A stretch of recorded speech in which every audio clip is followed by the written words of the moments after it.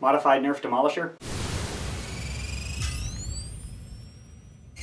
I will go over the modifications, the paint job, and then show you firing. Internal modifications. This is a flywheel semi-automatic blaster, which is very similar to the Strife and all of the other flywheel blasters. They're all pretty much the same, so the mods are pretty much the same. I took out the electronic and mechanical locks, the electronic resistance, and re-lubricated the plastic moving parts so it operates a little bit more smoothly than in stock form. Keep in mind the stock Demolisher doesn't have to be modified to run 3 trust fires in a dummy battery. You can actually just buy a stock one, throw in upgraded batteries, and wreck kids. The upgrades internally really don't help all that much. It's really the batteries, and usually you have to modify the internals of other blasters like the Strife or the circuit will shut down. For the Demolisher, however, that's not really required. I did take out the electronic resistance, but the performance didn't actually jump because of that. It's mostly just the batteries. However, taking out the mechanical locks and the electronic locks allows you to fire if the access door is open. Everything operates a little bit smoother with the lubricant, so it's definitely worthwhile. That's actually all I've done internally. Externally, I did cut off the missile launcher, and if you say, why'd you buy a $40 Nerf gun and then turn it into a $20 Strife, which is essentially what I've done without the missile launcher,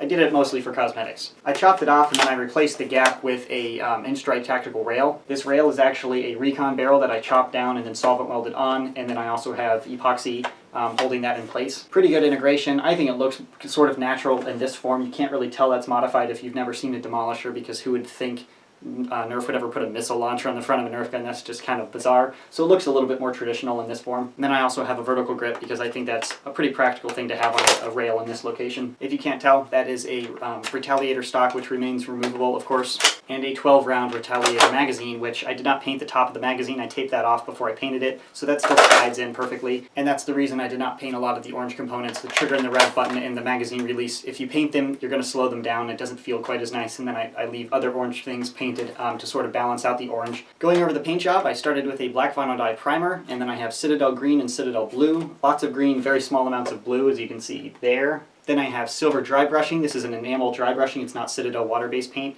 I prefer dry brushing with enamel, and then I clear coated it with a gloss clear coat by Duplicolor. Very happy with this paint. I really like green and black personally, but it does look a little aggressive. That's also why I leave so much things orange, so you can definitely tell it's a toy. I'll show you the blaster firing.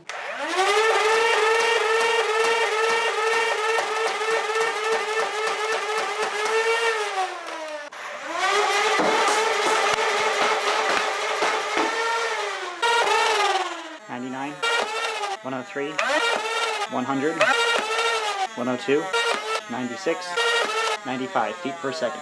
So that's what you should expect out of a voltage ramped flywheel blaster.